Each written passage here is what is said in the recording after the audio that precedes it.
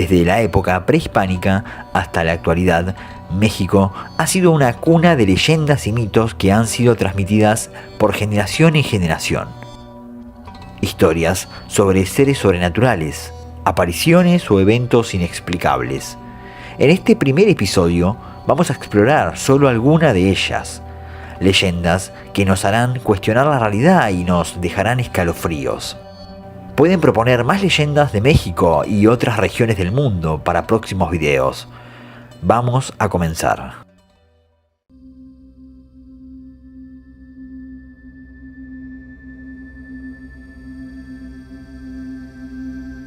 Era una noche como cualquier otra. La luna alumbraba la oscuridad de la avenida que era transitada por una cantidad mínima de coches.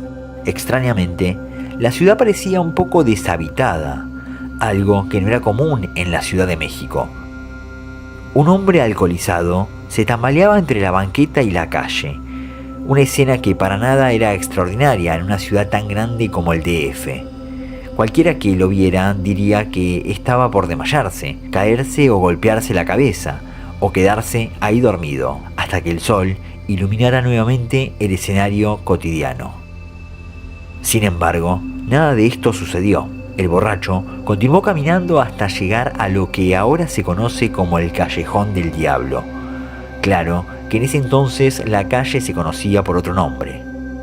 Ahí fue cuando a lo lejos alcanzó a ver una figura, y el borracho, en su poca lucidez, pensó que se iba a aprovechar de su vulnerabilidad y asaltarlo o hacerle algo peor. Pero en lugar de darse vuelta y volver por donde había entrado, decidió correr hacia esta sombra y tratarla de enfrentar. Pero con cada paso que daba, la extraña figura se volvía cada vez menos humana y más demoníaca. Hasta que el borracho confirmó que eso, de pie frente a él, era el mismo Satanás. Pero cuando lo notó, ya era demasiado tarde. El piso bajo sus pies comenzó a hundirse y no le resultó posible escapar de sus garras. Hasta ahora, las personas que se atreven a adentrarse en este tenebroso callejón aseguran que sienten que el suelo comienza a hundirse cuando son capaces de alcanzar la mitad del largo callejón y que una atmósfera sofocante los obliga a salir de ahí lo más rápido posible. Este callejón se ha convertido en una de las principales atracciones para aquellos amantes del terror y el misterio, y muchos de los que se han atrevido a pisar a medianoche o a las 3:33 de la madrugada aseguran que la vibra que el lugar emana es algo que no muchos podrán soportar, pues el espacio, además de su leyenda, está ubicada junto a un monasterio, algo que podría sumarle puntos si de misterio se trata.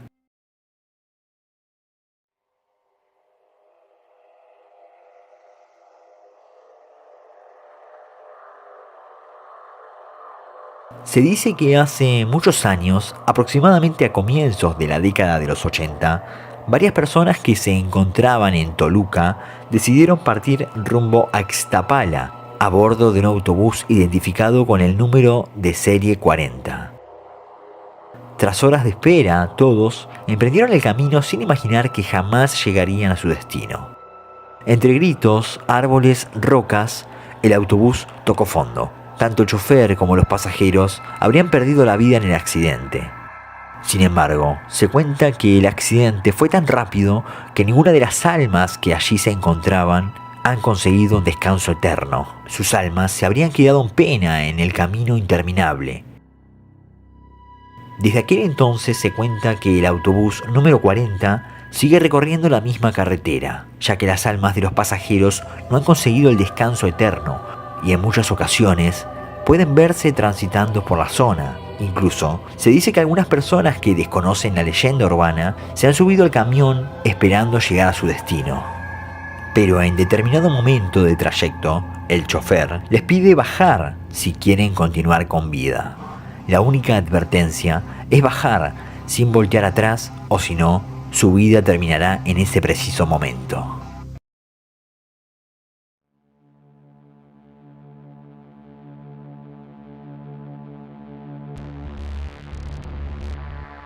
Son numerosos los testimonios de pacientes a los que se les olvidó tomar los medicamentos por las noches o que requieren de atención urgente, quienes han afirmado que una enfermera vestida con su atuendo blanco, perfectamente planchado y como si fuera de otra época, acude a su ayuda, sembrando las bases de la leyenda. Según la creencia popular, esta enfermera misteriosa suele contar la historia de su desamor a los enfermos y a sus familiares. La creencia urbana dice que se trata de una mujer bella y amable. Sin embargo, al día siguiente, cuando los enfermos preguntan por ella, se enteran de que no existe ninguna mujer con dichas características trabajando en el hospital. La planchada es el fantasma de una mujer llamada Eulalia, que vivió en la Ciudad de México a principios del siglo XX y que trabajaba como enfermera en el Hospital Juárez, que en ese entonces se llamaba Hospital San Pablo.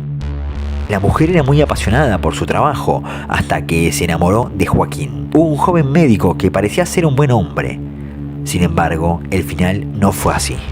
Supuestamente Eulalia y Joaquín comenzaron una relación y al poco tiempo él le pidió matrimonio.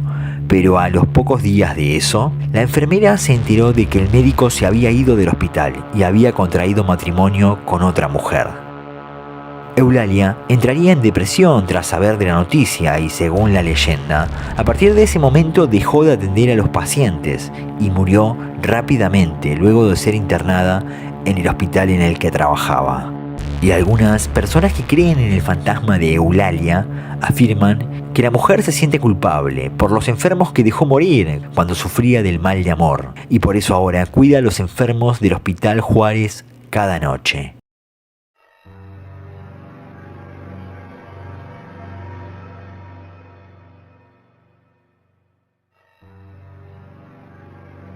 A finales del siglo XVIII, en la época colonial, llegó a la ciudad de Guadalajara, en Jalisco, un hombre rico de nombre Don Jorge.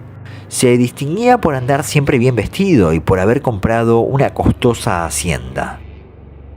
Sin embargo, no logró la simpatía de los habitantes, a quienes les parecía sospechoso que siempre vistiera de negro y realizara largas caminatas por las noches, además de su personalidad llena de misterio. Repentinamente empezaron a aparecer animales muertos en las barrancas de un barrio llamado El Carrizal. Los cuerpos se encontraban sin gotas de sangre y con huellas de mordeduras en el cuello. En un principio los habitantes lo atribuyeron a una epidemia. Cuando comenzaron a aparecer cuerpos de niños y adultos con las mismas características, la ciudad entró en pánico y los habitantes optaron por no salir de sus casas cuando se ocultaba el sol.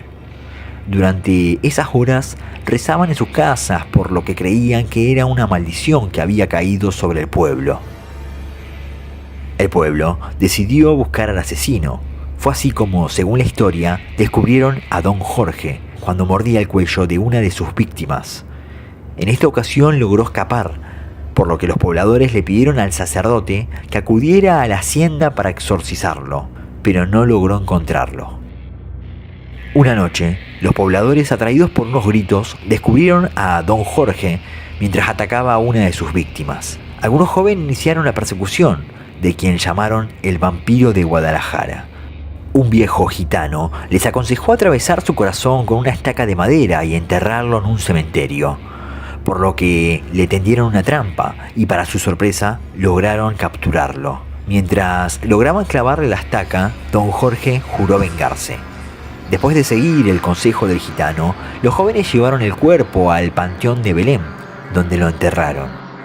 El sitio oficial del Museo Panteón de Belén destaca que al día siguiente la sorpresa de los pobladores fue mayor, porque la estaca se había convertido en un árbol que partió en dos la tumba de Don Jorge, con lo que nació una de las leyendas más antiguas de Guadalajara.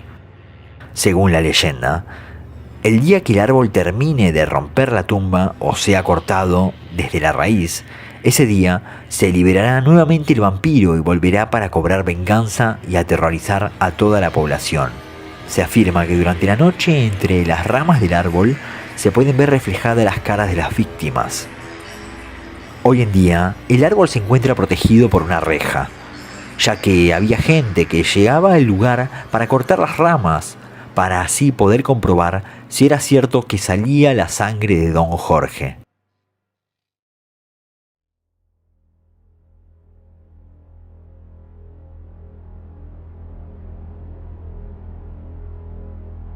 Para comenzar con esta historia, hay que situarnos en la época de la colonia. En este periodo de tiempo, en la Ciudad de México, vivía una hermosa joven llamada María de Ávila, perteneciente a la adinerada clase alta. Siendo de una rica familia, María tenía que seguir ciertas reglas para socializar con los demás.